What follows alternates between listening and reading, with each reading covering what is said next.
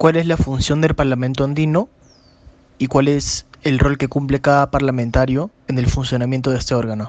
El Parlamento andino es parte del sistema andino de integración de la comunidad andina, junto con el Consejo, que reúne a los cancilleres, la Comisión, que reúne a los ministros de Comercio, el Tribunal Andino, la Universidad Andina Simón Bolívar, el Organismo de Salud, y el Parlamento andino forma parte de esa estructura. Y por lo tanto, lo que busca es coordinar políticas a nivel de los países andinos, la armonización, la búsqueda de instrumentos normativos que contribuya a la mejor marcha de los procesos integración y el impulso que se puede dar desde cada uno de los países, ¿no? O sea, tiene las funciones típicas de cualquier parlamento, de representación, de fiscalización o de elaboración normativa, solo que no tiene carácter vinculante, como casi todos los parlamentos de integración, salvo el Parlamento Europeo, ¿no? Pero esa es un poco la estructura, la función. ¿Cuáles temas se han debatido en el Parlamento andino y cuál ha sido el resultado de estas deliberaciones? ¿Cómo es la interacción con personas que no solo son de diferentes países, sino de diferentes fuerzas políticas provenientes de esos países? ¿Cómo es la negociación y cómo se llegan a consensos? Bueno, aquí hay dos aspectos centrales en su pregunta, ¿no? Una primera que tiene que ver con que el Parlamento es una institución, es un foro internacional, y por lo tanto la discusión de los problemas centrales reúne a parlamentarios y parlamentarias de diferentes posiciones, de diferentes historias o biografías, desde dirigentes políticos, sociales, y también de la academia, como es mi caso, ¿no? Entonces, cada cual prioriza la fiscalización o la representación. En, el, en mi experiencia propia ha sido fundamentalmente los instrumentos normativos, ¿no? Digamos, yo he presentado unas 88 iniciativas legislativas, de las cuales han sido un total de 20 marcos normativos presentados, ¿no? ¿Sobre qué temas? Ciencia y tecnología, sobre la promoción de la economía digital, de las cadenas productivas y de valor, sobre agricultura familiar, sobre ordenamiento territorial, sobre justicia fiscal, sobre aspectos de promoción de la economía verde, de la economía azul, de las industrias culturales. Han sido algunos, por ejemplo, de las propuestas que yo he llevado al Parlamento y que fueron aprobadas por unanimidad. Se trabaja en comisiones y después va a la plenaria y hay, por supuesto, debates con las secretarías técnicas que elaboran y que participan en ese proceso, ¿no? Pero esa es la temática. Sobre los temas de la pandemia han habido varias iniciativas con el organismo regional de salud, sobre temas de educación, que ahora estoy presidiendo esa comisión, y ciencia y cultura con la OEI, con organismos como la UNESCO y otras instancias internacionales, sobre seguridad alimentaria con la FAO, con el IICA, así con las contrapartes multilaterales que puedan haber en los respectivos temas, con la Organización Latinoamericana de Energía. Hemos presentado propuestas también sobre energías renovables y otras iniciativas en ese sentido, ¿no? Pero son múltiples aspectos que se trabajan de acuerdo a las propuestas y a las prioridades que establecen los países y los parlamentarios. ¿Cuánto cuesta mantener el Parlamento andino? ¿Quién lo financia? ¿Y por qué valdría la pena seguir manteniéndolo como país? Ahí hay dos temas centrales, ¿no? Uno primero depende de cuál sea la evaluación que se tenga, si es necesaria o no la integración regional andina, o si son necesarios los parlamentos. Si la visión es de que no son necesarios, entonces, o el balance es ese, bueno, hay que cerrarlo, ¿no? Evidentemente. Si se considera que tanto para enfrentar la pandemia o para las alternativas que tenemos que ver en un contexto de triple crisis a nivel mundial, la climática, la económica, la comercial y las que estamos enfrentando a nivel sanitaria, se necesita la cooperación multilateral, se necesita actuar más allá de los países, es indispensable tener foros donde eso pueda desarrollarse a partir de los acuerdos de integración. Bueno, igual podría discutirse si debería haber un solo parlamento a nivel global o no, pero esa es una primera dimensión. La segunda es la del financiamiento. El, el financiamiento que se establece según la legislación de cada país, ¿no? Y que tiene que ver también con el régimen de elección. En el Perú, en Bolivia, en Ecuador es elección directa. Y en Bolivia hay un mecanismo que me parece bastante razonable, que es de que no solo representan para el Parlamento andino, sino para todos los foros internacionales, Parlamento Latinoamericano, Eurolat y otras instancias.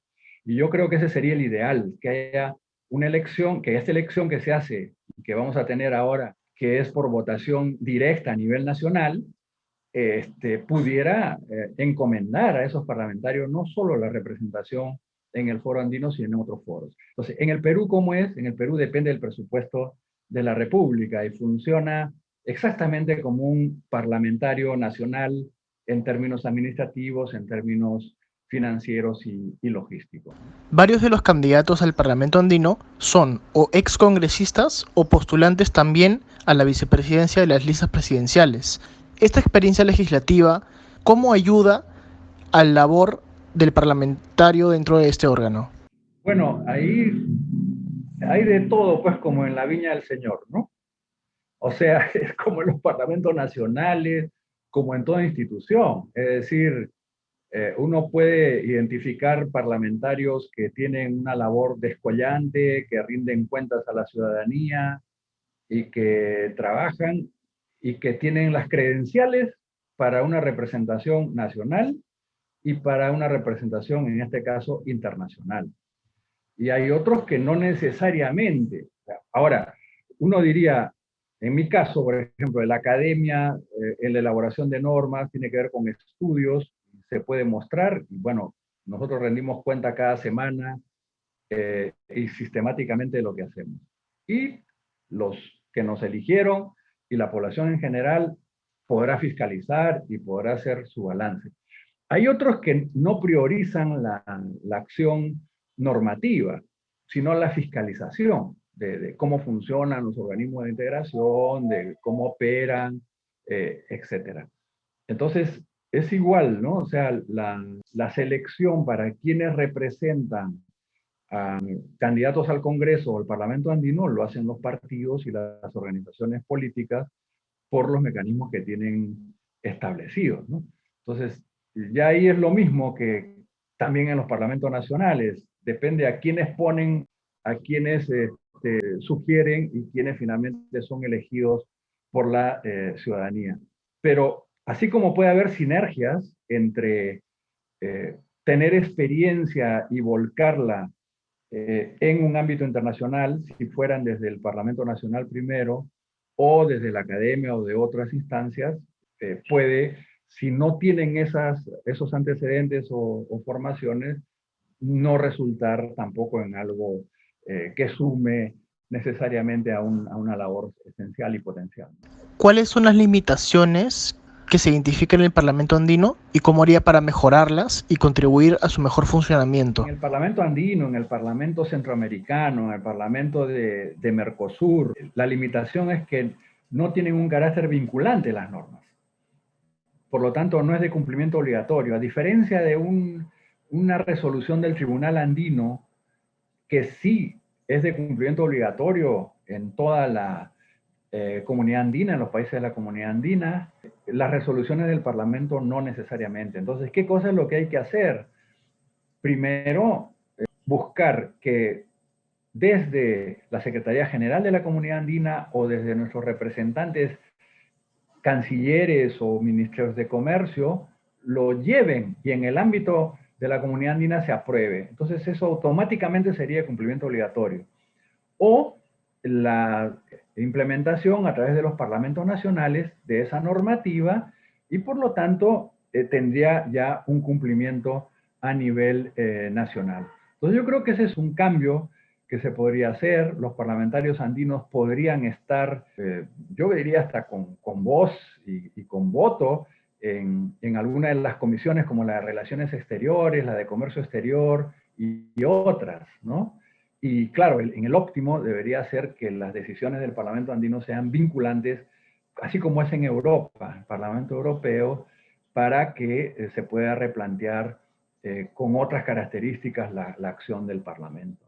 Si es que el Parlamento andino fuese un órgano vinculante a la política de los países, ¿cuáles proyectos o políticas se habrían ya implementado en el Perú? Bueno, sobre los temas que hemos mencionado, por ejemplo, la eliminación del trabajo forzoso, que es una normativa de la OIT, que acaba de ser aprobado por el Parlamento Nacional. Nosotros presentamos ese proyecto y se aprobó el año pasado en el Parlamento andino.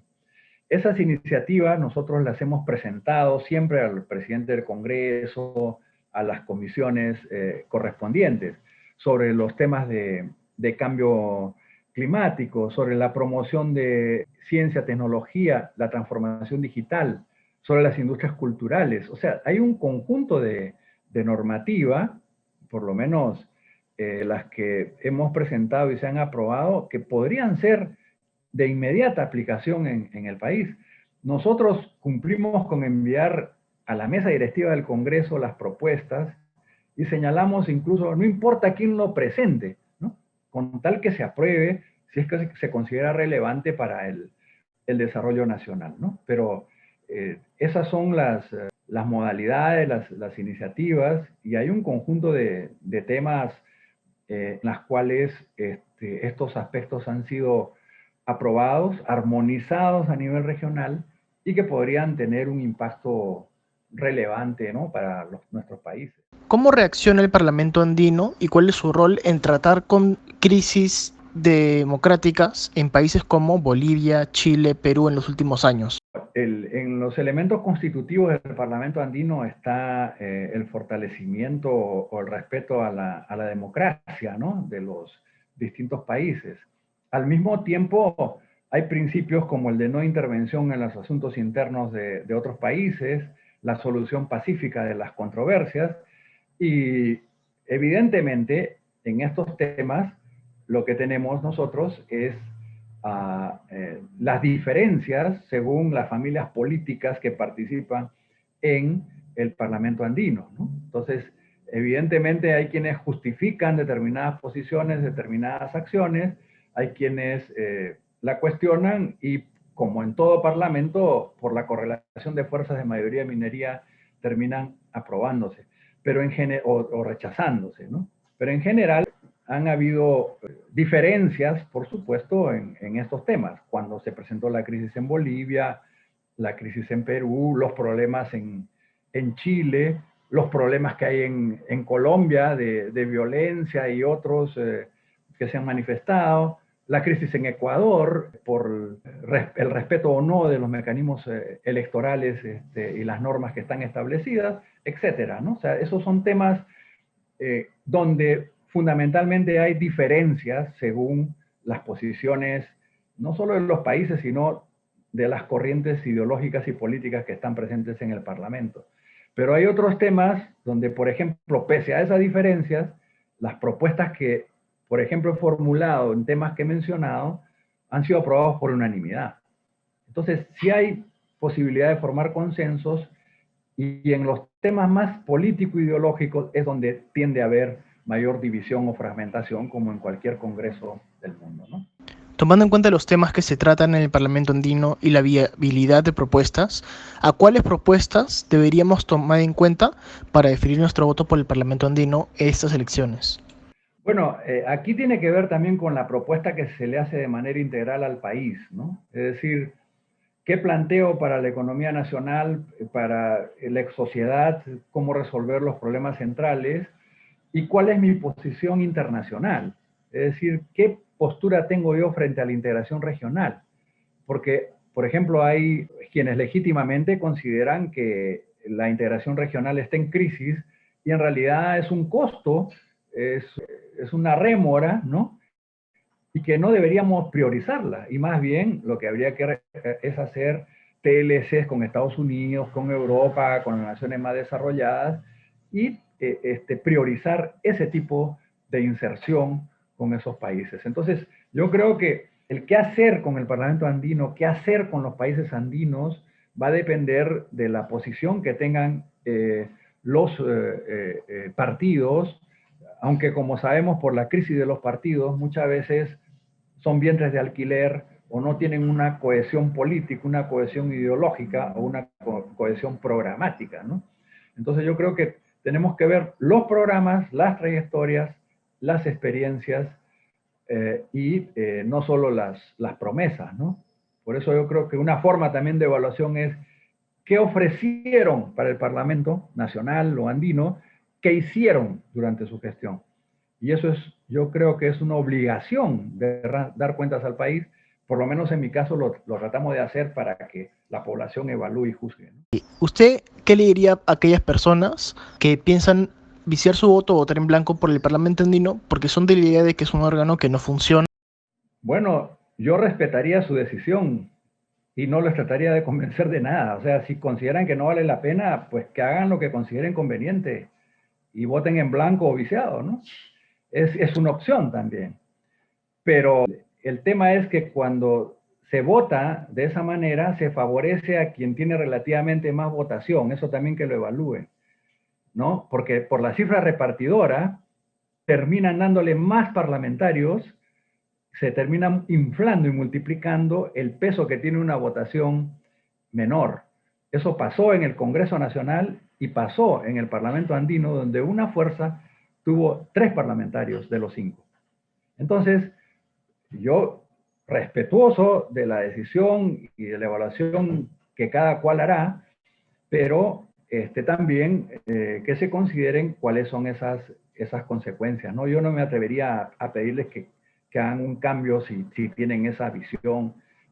Me parece lo más democrático dejar que actúen según su pensar y entender, ¿no? A usted personalmente, ¿qué le llevó a interesarse en postular al Parlamento andino y qué rescataría su experiencia dentro de este órgano? Bueno, en mi caso, mi trabajo profesional tiene que ver con la integración regional. Tengo 30 años estudiando los procesos de integración regional de América Latina y del mundo, y me parecía una oportunidad de poner en práctica ese conocimiento y de convertirlo en propuestas normativas para la integración regional y el desarrollo nacional. Y eso es lo que he intentado hacer. Hemos generado 20 marcos normativos, 44 recomendaciones, ¿no? En ese sentido, y para que se den una idea, por ejemplo, durante el periodo de agosto 2016 a agosto 2020, se aprobaron 30 marcos normativos en el Parlamento andino, de los cuales fueron míos 16. Es decir, más de la mitad de la producción del Parlamento andino hasta el año pasado fueron de mi autoría, ¿no? Entonces, hemos hecho además foros internacionales para elaboración de propuestas o para difusión, que son más de 155 actividades entre internacionales y nacionales. Hemos creado documentos sobre políticas de competitividad y productividad, de respuesta, un balance de los decretos de urgencia y un libro que está planteando ahora la transformación o las propuestas para el Bicentenario. Hemos generado 31 ediciones de la revista Perspectivas, como foro de debate y foro de discusión. Hemos creado 2 parlamentos universitarios en San Marcos y en San Agustín. Hemos creado la cátedra Un Samoyendo, que queda como una instancia para seguir desarrollando propuestas para el desarrollo regional y local, ¿no? Entonces, eso es lo que hemos lo que hemos hecho. Yo me siento muy satisfecho con el trabajo realizado, muy agradecido por el apoyo recibido en el Parlamento andino, que pese a las diferencias políticas, aprobaron por unanimidad las propuestas. No, agradecer la entrevista. Yo sigo siendo miembro de la comunidad universitaria. La única actividad compatible con la actividad parlamentaria es la académica y no he dejado de dictar todos estos años. Simplemente saludarlos, agradecerles y yo tengo confianza en la juventud, en esta juventud del Bicentenario, que sabrá hacer mejor las cosas en el Parlamento, en los ejecutivos y en todas las instancias de la sociedad. Así que van a hacerlo mejor que las generaciones antiguas y el Perú tiene futuro como país milenario y vamos a salir adelante.